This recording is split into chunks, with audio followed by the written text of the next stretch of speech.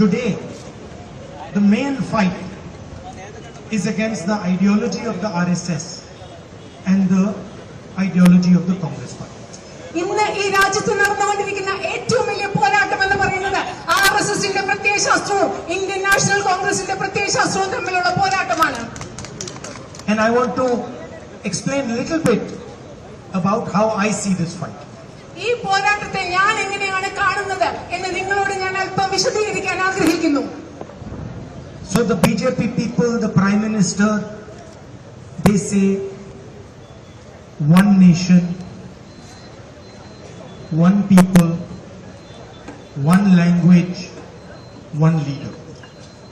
പ്രധാനമന്ത്രിയും ബിജെപിയും പറയുന്നത് എന്താണ്? ഒരു രാജ്യം, ഒരു ആളുകൾ, ഒരു ദേശം, ഒരു നേതാവ്. ഇതാണ് ബിജെപിയും അവരുടെ രാഷ്ട്രീയ പാർട്ടിയും പറഞ്ഞുകൊണ്ടിരിക്കുന്ന പ്രധാനമന്ത്രിയും.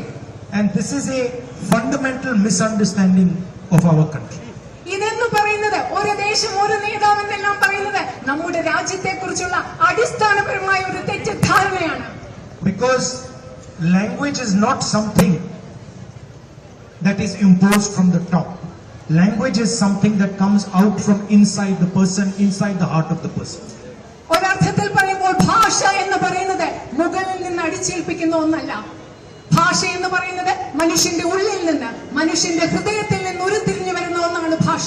To tell a person from Kerala that your language is inferior to Hindi, for example, is a insult to the people of Kerala. ഉദാഹരണത്തിന് കേരളത്തിലെ ആളുകളോട്, നമ്മൾ മലയാളികളോട് പറയുകയാണ് നിങ്ങളുടെ ഭാഷയായ മലയാളം ഹിന്ദിയേക്കാൾ താഴെയാണെന്ന് പറഞ്ഞാൽ അത് മലയാളത്തോടും മലയാളികളോടുമുള്ള അപമാനമാണ്. It is like saying what is coming out of your heart is inferior to what is coming out of the heart of a person in Uttar Pradesh. അതിങ്ങനെ പറയുന്നതിന് തുല്യമാണ്.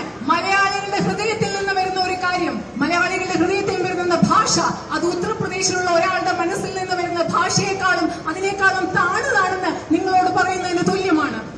Malayalam is not just a language. It is your link to your civilization. Malayalam എന്ന് പറയുന്നത് കേവലം ഒരു ഭാഷ മാത്രമല്ല.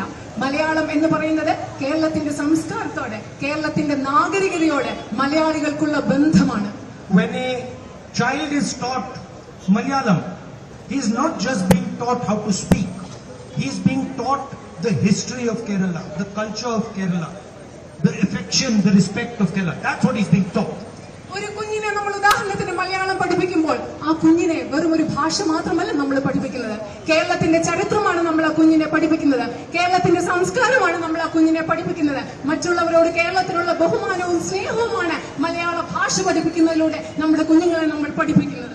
So he is not just being taught how to speak. He is being taught how to listen. He is being taught how to believe. He is being taught how to respect. These are all things that come out of communication of the language. ഒരു കുഞ്ഞിനെ നമ്മൾ മലയാളം പഠിപ്പിക്കുമ്പോൾ ആ ഭാഷ സംസ്കരിക്കാൻ മാത്രമല്ല നമ്മൾ പഠിപ്പിക്കുന്നത്. ആ കുഞ്ഞിനെ കേൾക്കാൻ നമ്മൾ പഠിപ്പിക്കുകയാണ്. ആ കുഞ്ഞിനെ ബഹുമാനിക്കാൻ നമ്മൾ പഠിപ്പിക്കുകയാണ്. ഭാഷയിലൂടെ ആശയവിനിമയം മാത്രമല്ല, മറ്റുള്ളവരെ ബഹുമാനിക്കൽ, മറ്റുള്ളവരെ കേൾക്കൽ, സംസ്കാരം പഠിക്കൽ, ഇതെല്ലാമാണ് ഭാഷയിലൂടെ നമ്മൾ പഠിപ്പിക്കുന്നത്. It is the same. It is the same for history.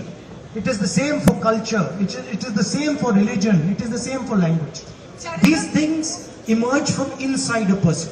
ഇത് ഭാഷയുടെ കാര്യത്തിൽ മാത്രമല്ല, ചരിത്രമാകട്ടെ, സംസ്കാരമാകട്ടെ, മതമാകട്ടെ, എല്ലാം ഉരുത്തിരിഞ്ഞു വരുന്നത്, ഉത്ഭവിച്ചു വരുന്നത് മനുഷ്യന്റെ ഹൃദയത്തിൽ നിന്നാണ്. It is like looking at a bouquet of flowers and telling the red rose that we don't like that you are red, we want you to be white.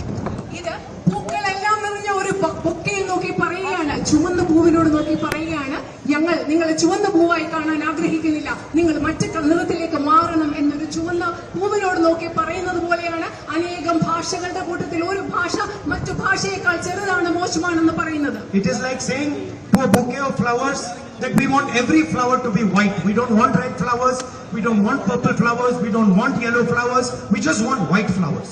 ഒരു ബൊക്കയിൽ നോക്കി പറയുകയാണ്, എല്ലാ പുഷ്പങ്ങളോടും പറയുകയാണ്, നിങ്ങൾ എല്ലാം വെള്ള കളറിലാകണം, നിങ്ങൾക്ക് ചുവന്ന നിറം വേണ്ട, പച്ച നിറം വേണ്ട, എല്ലാ കളറുകളും വെള്ള കളറിലാകണം എന്ന ഒരു ബൊക്കയിൽ നോക്കി പറയുന്നത് പോലെയാണ് എല്ലാ ഭാഷകളും മാറ്റി ഒരേ ഭാഷ മാത്രം മതി എന്ന് പറയുന്നത്.